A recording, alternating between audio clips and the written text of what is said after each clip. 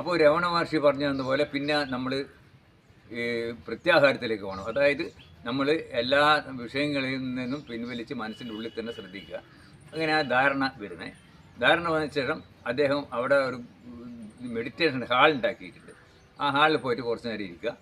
അതും കഴിഞ്ഞ ശേഷം ഈ ഗുഹയുണ്ട്,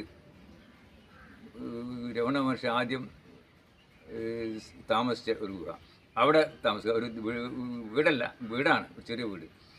അതിന് ശേഷമാണ് വിരൂപാക്ഷ ഗുഹ എന്ന് പറഞ്ഞ ഒരു ഗുഹയുണ്ട്.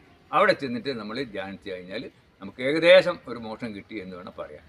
അപ്പോൾ ഇനി നിങ്ങൾ പോയിട്ട് അത് അന്വേഷിക്കുക, കാണുക, അതിനുശേഷം മെഡിറ്റേഷൻ ചെയ്യുക. അപ്പോൾ ഇതാണ് ഇന്ന് പറയാനുള്ളൂ. ഇത്തരം പറഞ്ഞ എല്ലാവർക്കും നമസ്കാരം. നമ്മുടെ വീഡിയോ ഒന്ന് സബ്സ്ക്രൈബ് ചെയ്യണം.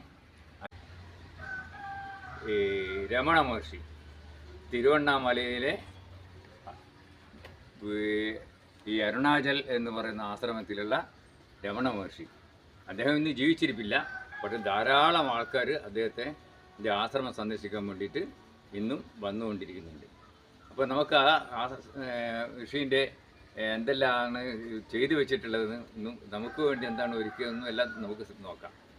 അപ്പോൾ ഇനി നമുക്ക് ഈ അദ്ദേഹത്തിൻ്റെ ചരിത്രം ഒന്ന് പരിശോധിക്കാം. ഇനി നമുക്ക് ചരിത്രത്തിലേക്ക് പോകാം. വളരെ പ്രസിദ്ധനായിട്ടുള്ള ഒരു മഹർഷിയായിരുന്നു രമണ മഹർഷി.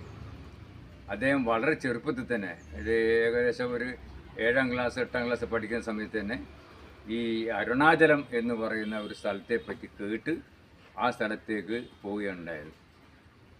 അങ്ങനെ അരുണാചലം എന്ന് പറയുന്ന മലയിലെത്തുകയും അദ്ദേഹം അവിടെ ധ്യാനത്തിലിരിക്കുകയും ചെയ്തു. അന്നേരം വളരെ ചെറിയ കുട്ടിയാണ്, ഒരു 13-14 വയസ്സ് മാത്രമേ ഉള്ളൂ.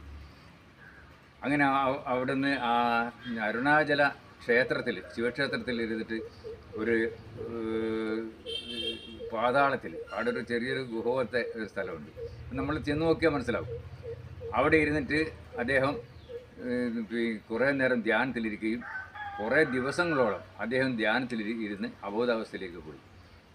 അപ്പം പിന്നീട് ആരോ സ്വാമിമാർ പറഞ്ഞ് ഇതിൻ്റെ ഉള്ളിൽ ഒരു സ്വാമി ഇരിക്കുന്നുണ്ട്, നമ്മൾ അദ്ദേഹത്തെ വിളിച്ച് കൊണ്ടുവരണം എന്ന് പറഞ്ഞിട്ട് നാട്ടുകാരെല്ലാം ചെന്നിട്ട് അദ്ദേഹത്തിനെ എഴുന്നേൽപ്പിച്ച്, അന്നേരം ഒന്നും എഴുന്നേൽക്കുന്നില്ല, ഹോസ്പിറ്റലിലൊക്കെ കൊണ്ടുപോയി.